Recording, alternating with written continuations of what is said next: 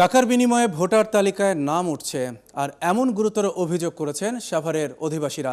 তাদের অভিযোগ, ভোটার তালিকা হালনাগাদের কাজ চলার সময় তথ্য সংগ্রহকারীরা তাদের কাছে টাকা দাবি করছেন। শুধু তাই নয়, তাদের বিরুদ্ধে চুরি সহ দায়িত্ব অবহেলা ও অনিয়মের অভিযোগও আছে। সাভার প্রতিনিধি মিঠুন সরকারকে নিয়ে তানিয়া রহমানের বিশেষ রিপোর্ট। চায়না বেগম গার্মেন্টস কর্মীর স্বামী আর 2 সন্তান নিয়ে সাভারের 3 নম্বর ওয়ার্ডে বাস করছেন গত 15 বছর।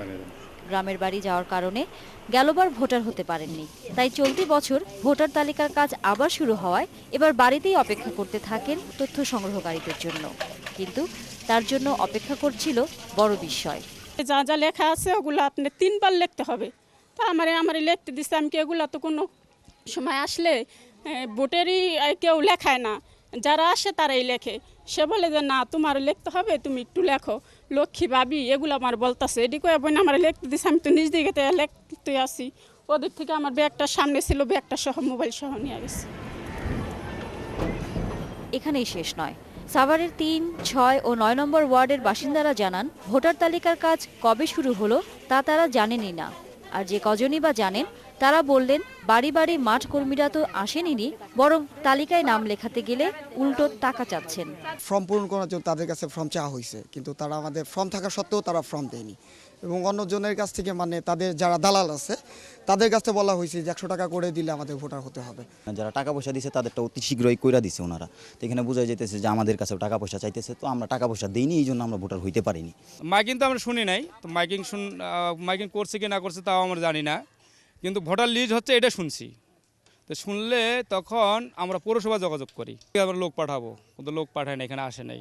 না আসার কারণটা কি বা আসে নাই কেন, এটা তো তাদের ব্যাপার, এটা তো আমাদের ব্যাপার না। হয়তো এই সরকারের আমল আমরা ভোটার হলাম না, পরের সরকারের ব্যাপারে ভোটার হব।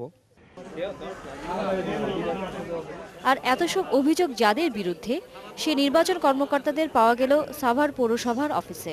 সেখানে চলছে ভোটার তালিকার হালনাগাদের কাজ। সাধারণ মানুষের এইসব অভিযোগ নিয়ে জানতে গেলে কর্মকর্তারা উত্তর দেন সেই পুরনো ধারায়। ফর্ম পূরণ করা টাকা লাগবে, এই ধরনের অভিযোগ কিন্তু ইতিপূর্বে আজকে আপনার কাছে শুনলাম। এই ধরনের কোনো অভিযোগ আমার কাছে এখন পর্যন্ত আসে নাই।